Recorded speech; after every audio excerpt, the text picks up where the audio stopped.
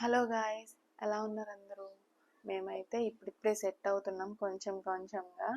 ఏంటంటే ఈ 2 మంత్స్ నుంచి 2 or 3 మంత్స్ నుంచి వీడియోస్ అయితే రెగ్యులర్గా పోస్ట్ చేయట్లేదు. రీజన్స్ ఏంటి అనేది ల్యాగ్ లేకుండా మొత్తం ఈ ఒక్క వీడియోలోనే చెప్పేద్దాం అనుకుంటున్నాను.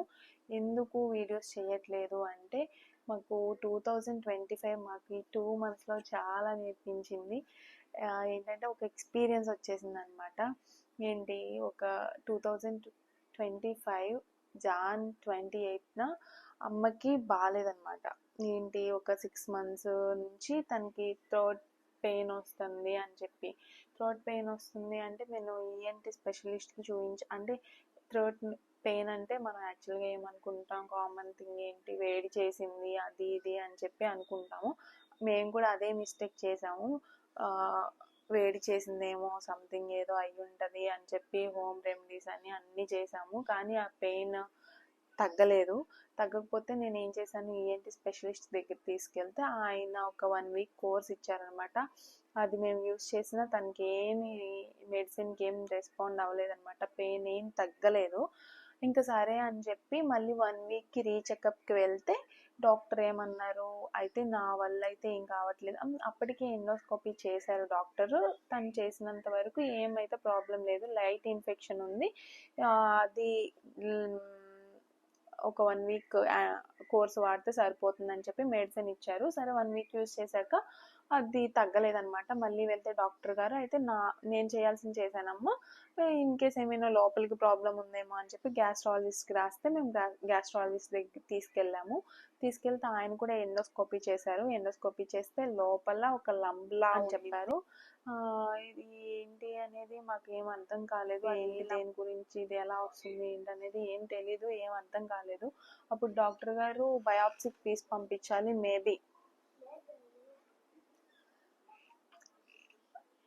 క్యాన్సర్ అయ్యే ఛాన్సెస్ 70% ఉన్నాయి అని చెప్పారు. 70% అంటే ఇంకా డాక్టర్స్కి తెలుసు కదా, వాళ్ళు ఎన్ని కేసులు హ్యాండిల్ చేసి ఉంటారో కదా, ఎంతమంది పేషెంట్స్నో చూసుంటారు కదా. ఆయన 70% అని చెప్పేసరికి నేను ఇంకా ఫిక్స్ అయిపోయాను, మేబీ అయిపోతుందేమో అదే అని చెప్పి. బయాప్సీ రిపోర్ట్ రావడానికి 5 to 10 days టైం పడుతుందని చెప్పారు. సరే అని చెప్పి ఆ 5 days మాకు ఎలా గడిచాయంటే 5 years లా గడిచాయి. అసలు ఏంటి, ఎప్పుడు వస్తుంది రిపోర్ట్, ఎప్పుడు వస్తుంది, ఏమొస్తుంది ఏంటి అని ప్రేయర్ చేసుకుంటున్నాము. నార్మల్ రిపోర్ట్ రావాలని ప్రేయర్ చేసుకుంటున్నాం. మా గురించి కూడా చాలా మంది ప్రేయర్ చేశారు. వాళ్ళందరికీ చాలా చాలా థ్యాంక్స్ అండి. ఇంకా మీ అందరికీ చెప్పాలి కాబట్టి ఇన్ని రోజులు అసలు మా లైఫ్లో ఏం జరిగింది అనేది మీకు కూడా తెలియాలి కాబట్టి నేను ఈ వీడియో చేయడానికి రీజన్ అనమాట అది. రిపోర్ట్ అయితే వచ్చేసింది ఒక 5 daysకి, వితిన్ 5 daysలో వచ్చేసింది. ఏమని అంటే స్క్వామా సెల్ కార్సినోమా అని చెప్పి రిపోర్ట్ అయితే వచ్చింది. ఏం చేయాలి, నా నాలెడ్జ్ ఏంటంటే అదైతే ఏం చేయాలి అనేది అసలు నాకు దాని మీద జీరో నాలెడ్జ్ అనమాట. ఎలా రెస్పాండ్ అవ్వాలి, నేనైతే బాగా ఏడ్చాను అనమాట ఆ రిపోర్ట్ వచ్చినప్పుడు. అసలు ఏం జరుగుతుంది లైఫ్లో అని. అప్పుడు సారీ,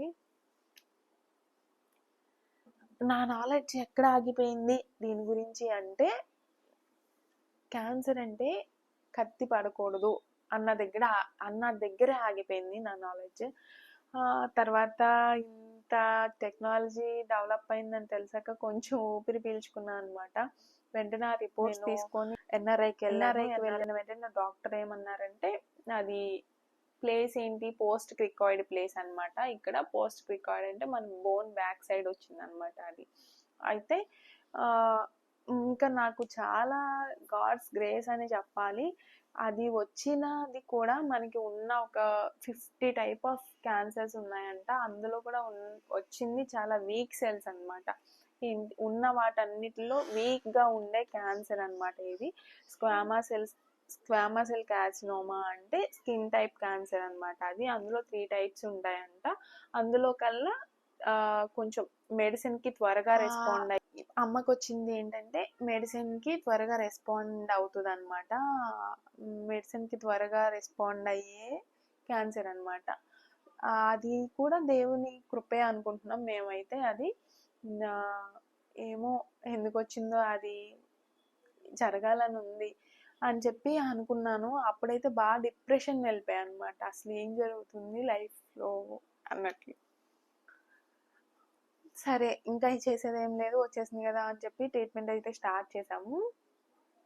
ఎన్ఆర్ఐకి వెళ్తే డాక్టర్ గారు మీరు డైలీ విజయవాడ నుంచి రావాలి కాబట్టి మీకు మణిపాల్లో అయితే ఓకే అవుతుంది, త్వరగా వెళ్ళి రావడానికి కానీ డైలీ వచ్చి వెళ్ళడానికి మీకు బాగుంటుందని చెప్పి మణిపాల్ రిఫర్ చేశారు. మణిపాల్లో ట్రీట్మెంట్ అయితే స్టార్ట్ చేసాము. అది కూడా మాకు ఒక్కొక్కరికి 1 month 15 days జరిగే ఏమంటారు బ్లడ్ రిపోర్ట్స్ కానీ స్కానింగ్స్ కానీ ఇవన్నీ మాకు 1 month టైం పట్టే పీరియడ్లో మాకు అందరూ తెలిసిన వాళ్ళే ఉన్నారండి. హాస్పిటల్ ఎక్కడికి వెళ్ళినా అందరూ తెలిసిన వాళ్ళే ఉంటున్నారు. అసలు ఏం చెప్పాలి దీని గురించి. మాకు 1 month టైం పట్టే రిపోర్ట్ మాకు 1 weekలో వచ్చేయడం ఎంత ఈజీ ప్రాసెస్ అయిపోయిందంటే 1 monthలో జరగాల్సింది 1 weekలో మొత్తం రిపోర్ట్స్ వచ్చేయడం, ట్రీట్మెంట్ స్టార్ట్ చేసేయడం, ఇదంతా చాలా చాలా చాలా త్వరగా అయిపోయింది. ఇదంతా గాడ్స్ గ్రేస్ అనే అనుకుంటున్నాం మేము. ఇంకా ఏం చెప్పాలంటే దీని గురించి అమ్మకి 33 రేడియేషన్స్ ఇంకా 6 కీమోస్ అని చెప్పారు. ఓకే, సర్జరీ అయితే అవ్వదు, ఆ ప్లేస్లో సర్జరీ చేసే ఛాన్స్ లేదు, అది మనకి పోస్ట్ రికాయిడ్ ప్లేస్లో వచ్చింది కాబట్టి సర్జరీ ఛాన్స్ లేదు, ఇది క్యూర్ అవ్వడానికి కీమోస్ అండ్ రేడియేషన్స్ అని చెప్పారు. ఇంకా సరే అని చెప్పి స్టార్ట్ చేసాము. ఎలా డల్ అయిపోతుందేమో అని చాలా భయం వేసింది మాకు. కానీ కీమోస్ అయితే స్టార్ట్ అయ్యాయి. ఎవ్వరికి ఇందులో కూడా ఒక మిరాకిల్ ఏంటంటే అందరికీ కీమో స్టార్ట్ చేసినప్పుడు చాలా వరకు, అందరికీ అని కాదు కానీ చాలా వరకు కీమో స్టార్ట్ చేసినప్పుడు ఒక 2-3 కీమోస్ అయిన వెంటనే ప్లేట్లెట్స్ పడిపోవడం, లేకపోతే బ్లడ్ సరిపోకపోవడం, అలాంటి ప్రాబ్లమ్స్ ఏదో ఒక ప్రాబ్లం రావడం అలా జరిగి కీమోస్ ఆపేసే ఛాన్సెస్ ఉన్నాయంట. ఇదైతే మాకైతే చాలా గొప్ప మేలనే అనుకుంటున్నాం. ఏంటంటే అమ్మకి 5 కీమోస్ వరకు గ్యాప్ లేకుండా ట్రీట్మెంట్ అయితే జరిగిపోయింది. రేడియేషన్స్ ఇంకా కీమోస్ గ్యాప్ లేకుండా అయితే కంటిన్యూషన్గా జరిగిపోయాయి. అసలు అమ్మకి స్టార్టింగ్లో ఏంటంటే బ్లడ్ 6% 7% అలా ఉండేదన్నమాట. అది నార్మల్గానే అలా ఉంటుందేమో అని చెప్పి ఐరన్ ఇంజెక్షన్స్ అలా పెట్టించడం అలా చేసాము.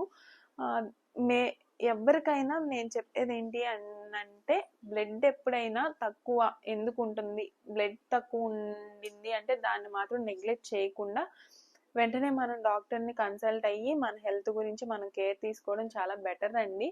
బ్లడ్ తక్కువ ఉండింది అంటే అదే అని కాదు, ఒక సిమ్టమ్ అన్నమాట. అది అయ్యే ఛాన్సెస్ ఉండొచ్చు.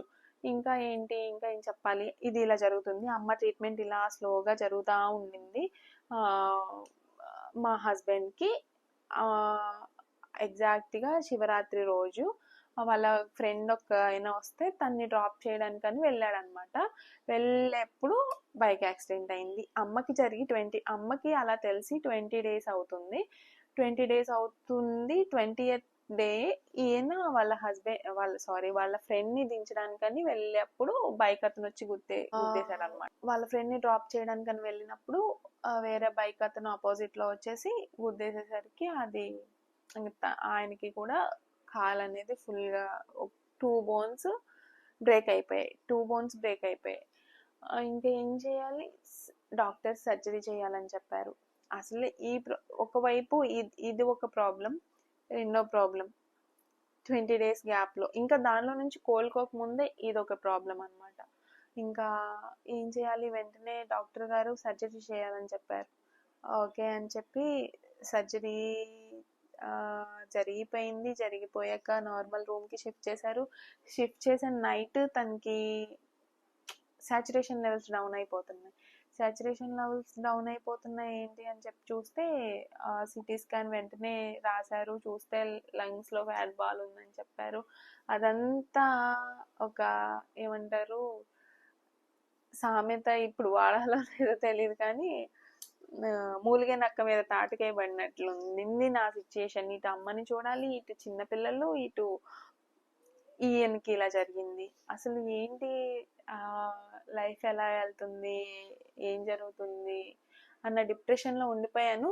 బట్ స్టాండ్ తీసుకున్నా. ఇలాంటి టైంలో అందరూ నా వైపు చూసి జాలి పడడం, అందరూ సింపతి చూపిస్తున్నారు అనమాట. కానీ నాకు అనిపించింది, కానీ ఇలాంటి టైంలోనే కదా మనం స్ట్రాంగ్ ఉండాలి అని చెప్పి అనిపించింది. ఒకటి ఏదన్నా ఒక ఏమంటారు, ఒక కీడు మనకు వస్తే దాని వెనక ఏదో ఒక మేలు ఉంటదని చెప్తారు కదా పెద్దవాళ్ళు. నేను దాన్ని చూసైతే నేను ఏదొచ్చినా ఏ ప్రాబ్లం వచ్చినా సరే ఫస్ట్ అయితే అమ్మకు వచ్చినప్పుడు బాగా డిప్రెషన్ లోకి వెళ్ళిపోయాను. సునీల్కి తెలిసాక కూడా అసలు చాలా ఈయనకి అలా జరిగినప్పుడు అసలు ఏంటి, ఏం జరుగుతుంది అని చాలా డిప్రెషన్లోకి వెళ్ళిపోయాను. కానీ నాకు నేను స్టాండ్ తీసుకున్నాను అనమాట. ఇలాంటి టైంలోనే కదా మనం స్ట్రాంగ్ ఉండాల్సింది, ఇలాంటి టైంలో రాంగ్ స్టెప్ తీసుకోకూడదు అని చెప్పి దీని తర్వాత ఏమో లైఫ్ ఎలా టర్న్ అవుతుందో, ఒక ఒక కీడు వెనుక ఒక మేలు ఉంటదని చెప్పి పెద్దలు చెప్తారు కదా, అదే నేను మైండ్లో పెట్టుకున్నాను. ఇదంతా దేనికి జరుగుతుందో, ఏది జరిగినా మన మంచికే అన్నట్లు నేను మూవ్ ఆన్ అయిపోయాను. మీరు ఇప్పుడు అందరూ ఇప్పుడిప్పుడే కొంచెం కొంచెం సెట్ అవుతుందండి. అమ్మకైతే ట్రీట్మెంట్ కంప్లీట్ అయిపోయింది. అమ్మ ఇప్పుడు బాగానే ఉన్నారు. సునీల్ కూడా కొంచెం ఇప్పుడిప్పుడే సెట్ అవుతున్నారు. తను నడవడానికి ఇంకా టైం పడుతుంది. ఇంకా ఇంకా ఒక 2 months అయినా పట్టొచ్చు ఆయన నార్మల్గా కాలు మీద బరువు వేసి నడవడానికి. ఇలా ఉండింది మా లైఫ్ అయితే ప్రజెంట్. మీరందరూ మమ్మల్ని ఇలాగే ఎంకరేజ్ చేస్తూ, అంటే ఏంటి ఇన్ని ప్రాబ్లమ్స్లో ఉండి కూడా వీళ్ళు వీడియోస్ చేస్తున్నారా అనుకోవచ్చు. ఇలాంటి టైం మళ్ళీ మాకు దొరుకుతుందో లేదో, ఈ పర్టికులర్ టైం పీరియడ్ని మేము ఎంజాయ్ చేయాలనుకుంటున్నాము. ఎంజాయ్ చేస్తున్నాం. మీరందరూ సపోర్ట్ చేస్తారని అనుకుంటున్నాము. ఇంకింతే గాయస్, ఈ 2 monthsలో జరిగింది మా లైఫ్లో ఇది. ఈ 2 monthsని మేము లైఫ్లో మర్చిపోలేము. ఈ 2 months కూడా మాకు చాలా నేర్పించింది లైఫ్లో. ఇంకింతే గాయస్, ఇలాగే మీ సపోర్ట్ మాకు ఉండేలా చూడండి, ఉంచుతారని ఆశిస్తున్నాము. ఇంకా సబ్స్క్రైబ్ చేసుకొని వాళ్ళు ఎవరైనా ఉంటే ప్లీజ్ ఛానల్ని సబ్స్క్రైబ్ చేసుకొని సపోర్ట్ చేయండి. చూస్తూ ఉండండి వీడియోస్. మా ఆర్హా